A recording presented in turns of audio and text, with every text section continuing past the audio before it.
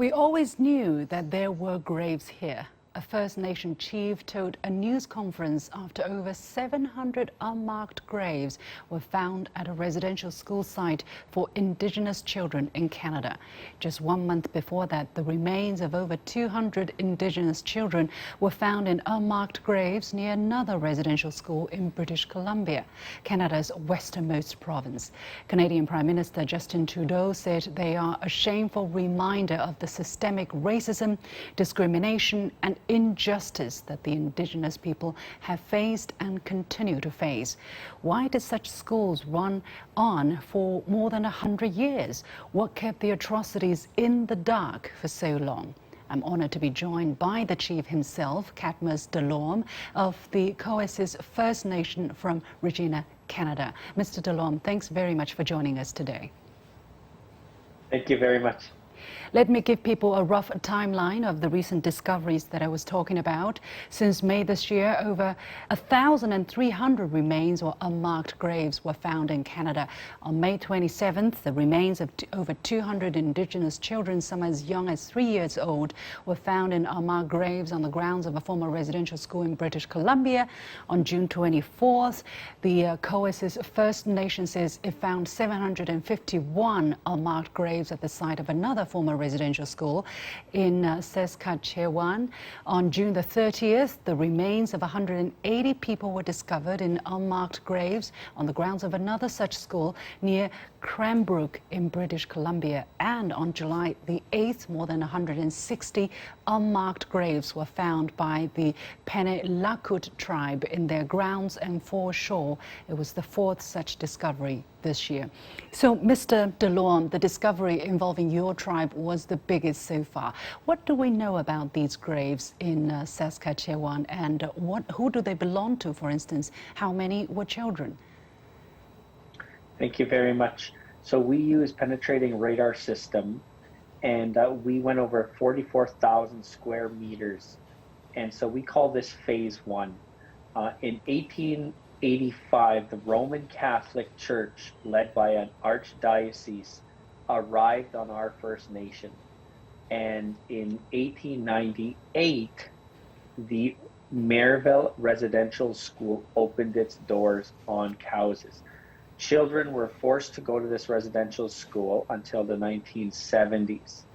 And so the amount of children that never made it back home are buried in this grave site. It is a Roman Catholic Church run grave site. So anybody who was baptized and went to that church from 1885 to as far as 1980 are also buried in this grave site. So they're not all children. And so in around 1960, the archdiocese, the leader of this church, had all these headstones removed. And so today they are unmarked graves. We did not know how much we were going to find. And when our final number was 751, we had to tell our story. What do these graves tell you about what might have happened in the schools, and on what scale? When I'm not a residential school survivor, as an elected chief, my parents went, my grandparents went, and my great-grandparents went. I'm the first generation to not attend residential school. When we had to say our numbers of 751, the gravesite was the conversation, but the trauma, the negative impact, the memories in these survivors started to come out. And these stories that are being told are just tragic, from, young children having to dig the hole for other children who passed, to remembering seeing a child run away. And at that time, they thought they probably made it home, and they always thought maybe they should run away too. Now they're starting to think, well, maybe that friend didn't make it home. Maybe they passed and they got buried there. So it's just triggering all the intergenerational trauma and memories that many have buried away in their heart to not talk about. and we need extra mental and emotional support right now for all of them, so that we can all heal and move forward with this situation. More than 150,000 First Nations, Metis and Inuit children were forced to attend church-run, government-funded schools between 1870s and 1997. That's according to a report from the Truth and Reconciliation Commission. The report calls this, at best, a cultural genocide. Do you agree with this conclusion? This was genocide, and I say was because it no longer is happening, but it was. Residential schools in Canada between 1880 and 1970 had one purpose: to brainwash Indigenous people to not think like Indigenous people. You know, today our language is minimal. Today our spirituality is still there, but some question it, you know, the faith of our spirituality. So we are recovering, we are decolonizing, but it is not an easy go. Today's government inherited this. We inherited this, but we all have to make sure that we focus on strengthening the Indigenous people as we move forward. The topic about genocide is important because genocide is admitting that a wrong happened. This is policy, legislation, and government funded at one time that put us in this state. Today's governments are investing to try get us back to a state that we should have been at the beginning. And so in Canada, we have some reflection right now to do. Canada is, you know, one of the greatest countries in this world. It's a G7 country. It's a developed country. We just have to focus internally for the next months and years to make sure that our shared responsibility of the First People is a priority moving forward. As a chief, we're doing our part. Canada stands beside us. We all know that there is some negative in the air, there's some negativity happening, but we are focusing on the end goal to making sure that as a First Nation, that an Indigenous nation in Canada, that we will be who we are as Indigenous people and being proud Canadian citizens at the same time. Of course, that's why we're doing this program as well, to understand exactly what happened, what allowed this to happen for so long, and why it has taken so long to uncover the truth. Because according to the witnesses who attended these schools, and I've seen reports, for instance, they would escape and they would report the atrocities to their family, to the police, whoever they could turn to help, but nobody seemed to believe them, even including their parents. Could you explain to us why, possibly? You know, the brainwashing of the purpose of residential school was a fear tactic. When a young kid would get there, you know, I've heard the stories myself that they would, you know, wash them because they would tell them they were dirty. They would, you know, make them pray with a Bible because they would tell them that their parents' way of praying was devil. It was wrong. And so if they spoke any of their Indigenous language, they were physically hit to make sure that they wouldn't speak their language. So then as they got older, and then the second generation went to residential school, the parents wanted to persevere and make sure that their children were in survival mode because it wasn't an option to not go to residential school. The RCMP, our Canadian force, you know, enforced it. The Canadian government's policies enforced it. The you know, the local officials enforced it.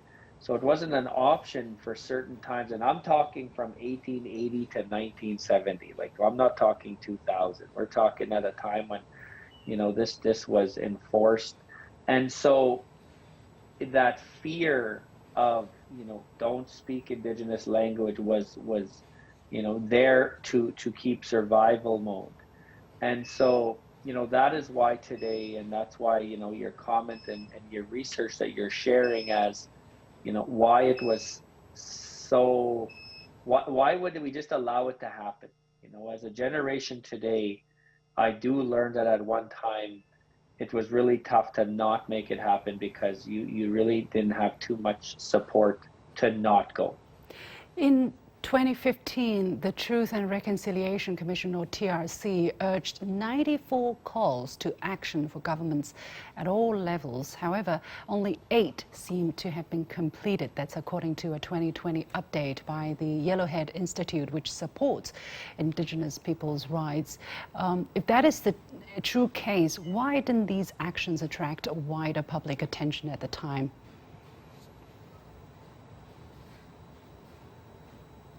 There's no legislation to implement the Truth and Reconciliation. So I want to explain what the Truth and Reconciliation is.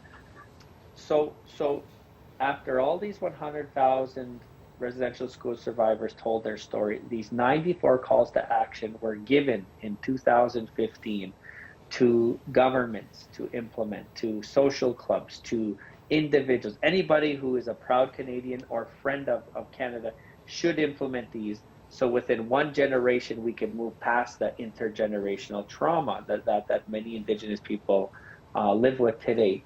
There was no legislation given. There was no mandate given from government. It was just a moral obligation.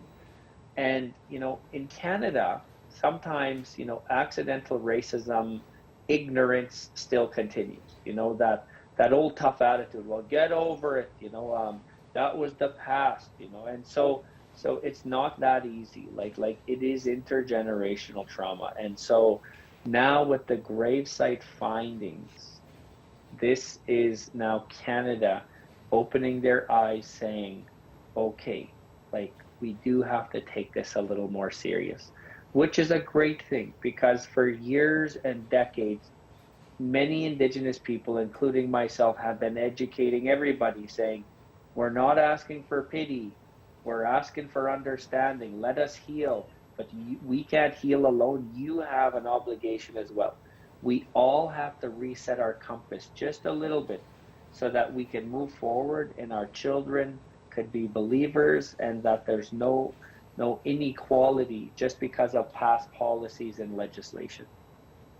Well, in 2008, then Prime Minister Stephen Harper delivered a formal apology to Indigenous people suffering generational and cultural dislocation resulting from these schools, quote unquote. And 13 years later, current Prime Minister Justin Trudeau said sorry again. It was something, he said, that we could not undo in the past, but we can pledge ourselves every day to fix in the present and into the future. Besides the apologies and pledges, have the system, including the government and the Church, taken substantive actions fast enough to really fix the matter? More could be done. I am not gonna state that that the government, the churches, and everybody have done an amazing job. More could be done. The thing is it's not the government and the church's obligation to come to a community or a nation and say, we're here to fix you. The thing is there are over 600 rights holder First Nations in Canada. I'm the chief of one of them. And the way that we're approaching this is we have a plan. We have a strategy. And what we do is we advise and then tell the government, we tell the church, the Roman Catholic Church, this is what we're doing. We need you to invest in this plan to help us, because you inherited this, but your leaders before you put our leaders before us in this state. And so Canada has been investing in our plan. The church has been investing in our plan. And so every nation across this country, the 600 rights holder First Nations, they are starting to present their plans. And so action is beginning to come. So it's not just the government or the churches, it's Everybody has to approach this, and that's the way Cowessess, my First Nation, is approaching this. And we are making stride. We now have children in jurisdiction back in our responsibility, which is a part of our healing journey. We do have our own laws that we want funded, and we want to make sure that we coincide in economics. Economics is really big in our recovery. So Canada, the province, and the churches have been responding to us. But, can more be done? Absolutely, more could be done. Thank you so much, Mr. Cadmus Delorme, Chief of the Cowessess First Nation, for joining us today. Thank you so much. Thank you very much. For another perspective, I'm pleased to be joined by Jada Year, Director of Business Development of Hills Qu'Appelle Tribal Council. Mr. Year, thank you very much for joining us. How do you understand the kind of systemic racism and discrimination towards people of indigenous origins and other non-whites or non-Christian peoples in Canada? Yeah, as being both first indigenous and Chinese, it's well documented that when the Chinese first came here, there was systemic racism, blatant racism that forced the Chinese underground in the tunnels in Moose Jaw, and fast forward, a couple of decades, and you have the indigenous people that have been, systemic racism since the Indian Act has been enacted in the 1800s. I look more First Nations than Chinese, and with systemic racism being followed around by security guards, or being stopped by police and asking me where I was going, and what being questioned upon where I was going, being stopped by the police when I was driving around in just my car, so even trying to look for jobs growing up.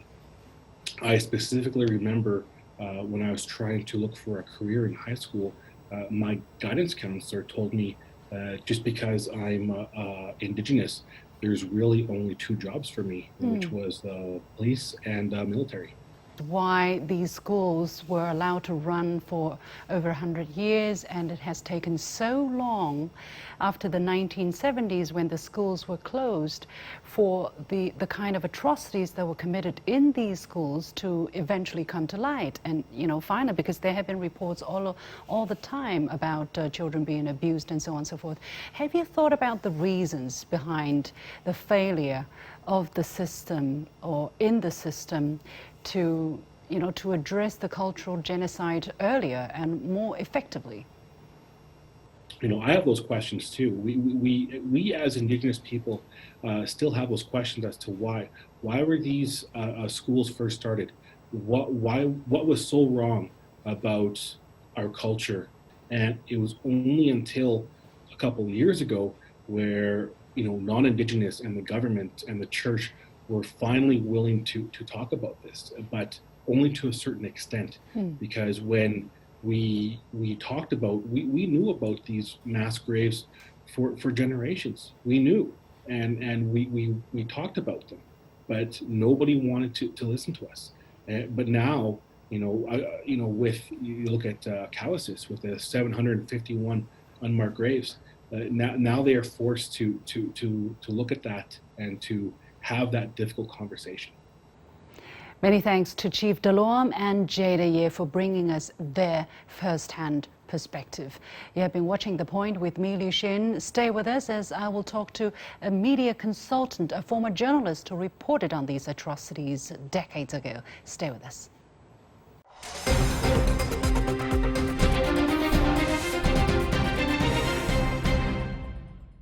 In recent months, over 1,300 remains or unnamed graves have been discovered near former boarding schools for Canada's Indigenous people, exposing the dark secrets of the notorious residential school system. The system, led by Canada's first Prime Minister John Alexander Macdonald and administered by the Church, ran uninterrupted for a century, despite disquieting reports of abuse of students mentally, physically and sexually. The objective of the school system was to separate the children from their families, culture and identities and bring them up as Christians. At least 150,000 children were sent to those schools from all over the country. With the discovery of the graves, more and more survivors' stories are also coming to the surface. Joining me now from Canada is Pia Shandel, a senior media consultant who has interviewed some of the survivors. Welcome to The Point, Pia. Thank you very much for joining us.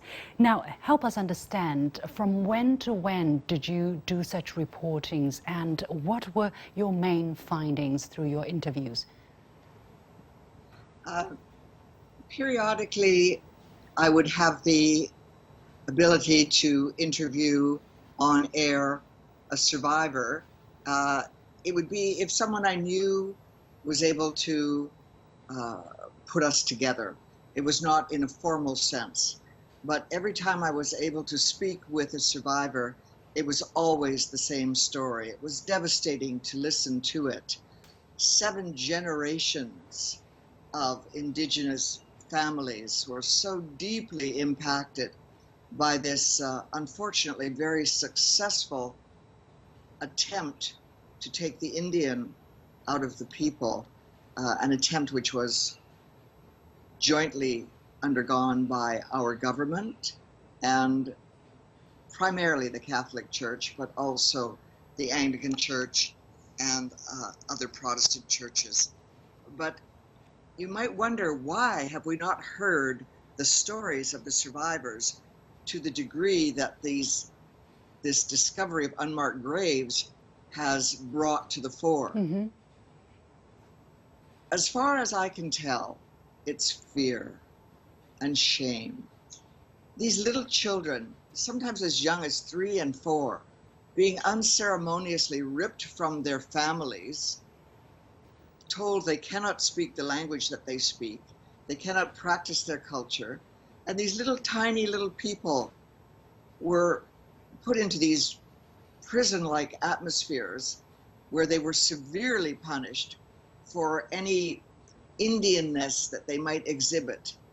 And when I hear the stories from now admittedly middle-aged survivors, it just breaks my heart that any institution, much less the government of Canada and the Catholic Church, could inflict such horrors on these little defenseless, vulnerable children, many of whom spent years and years in these schools. It broke the families.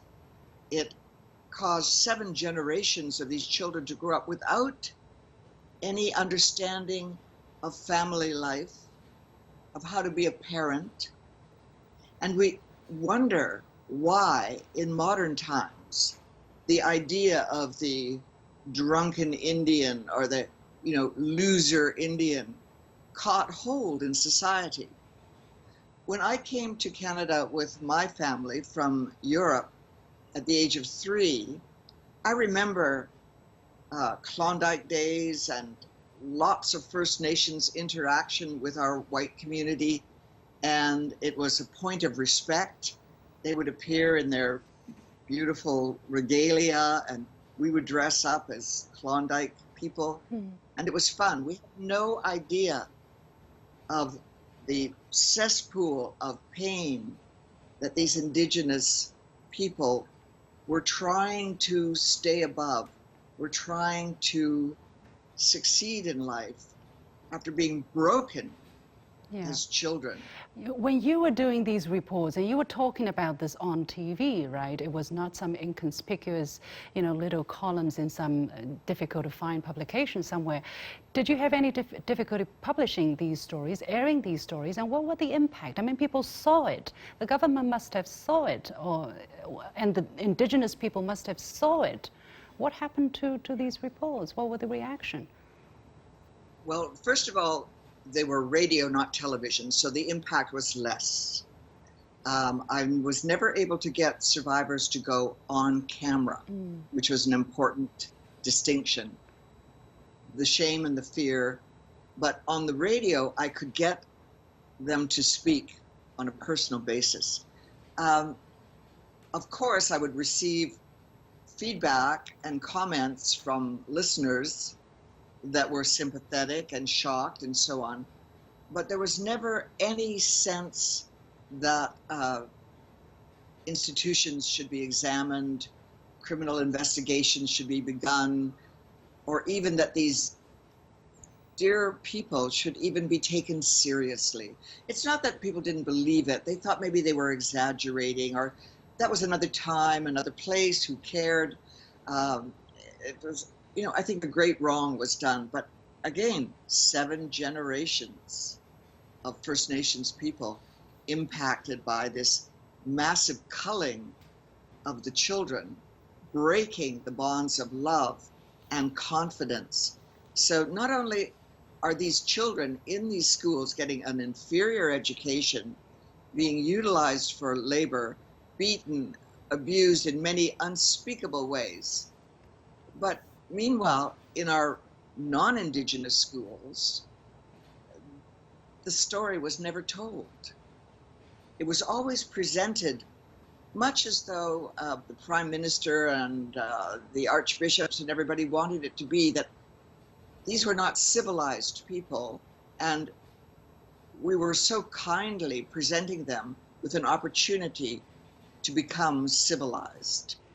They actually had government acts. For example, in 1887, the Gradual Civilization Act.